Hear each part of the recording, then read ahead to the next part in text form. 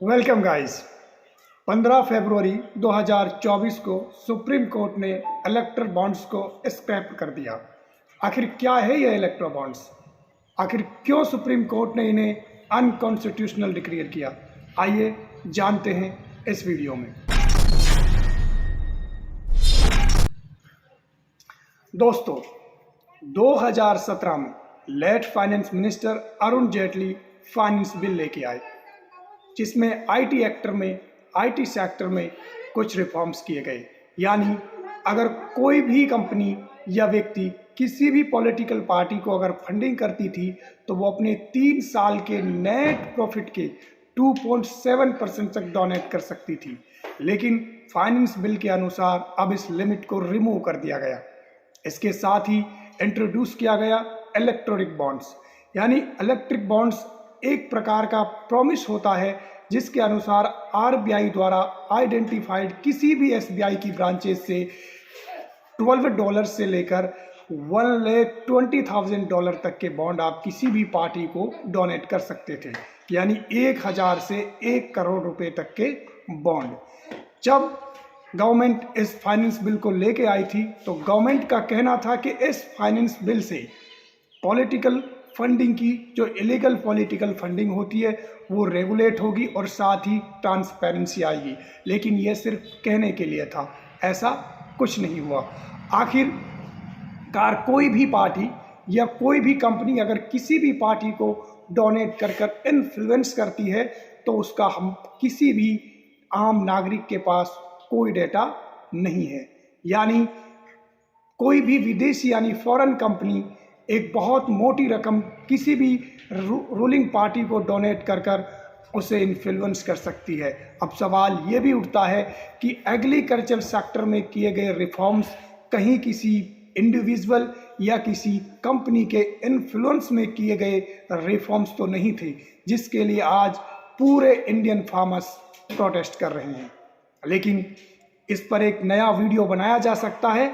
हम वापस टॉपिक पे आते हैं।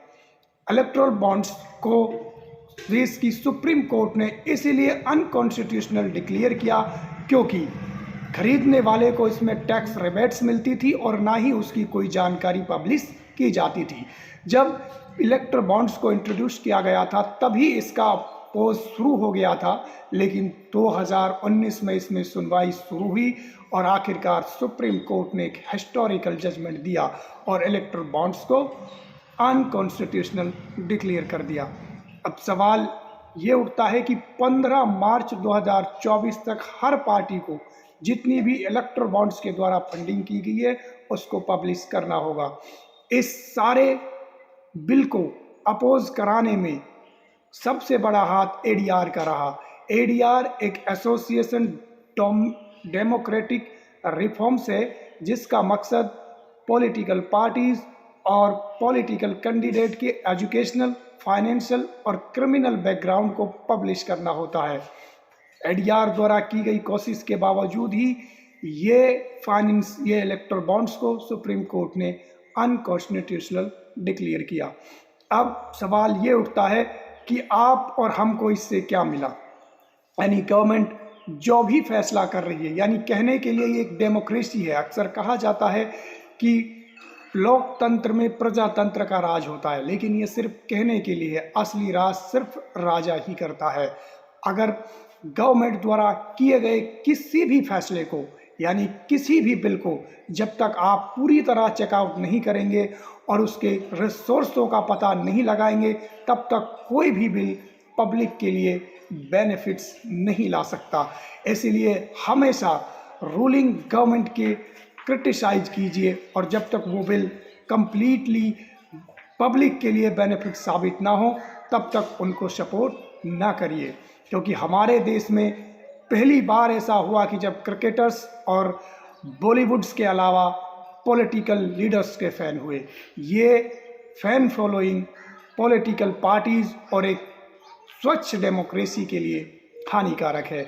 इसीलिए हम सबका ये फर्ज है कि एक दूसरे पर सोशल मीडिया के जरिए गवर्नमेंट द्वारा लिए गए अनकॉन्स्टिट्यूशनल डिसीजन, चाहे वो एग्रीकल्चर सेक्टर में रिफॉर्म्स हो या फिर सीआरपीसी में अमेंडमेंट्स हो, उन सब को क्रिटिसाइज कर कर एक सही फैसला लेने के लिए गवर्नमेंट को मजबूर करना होगा।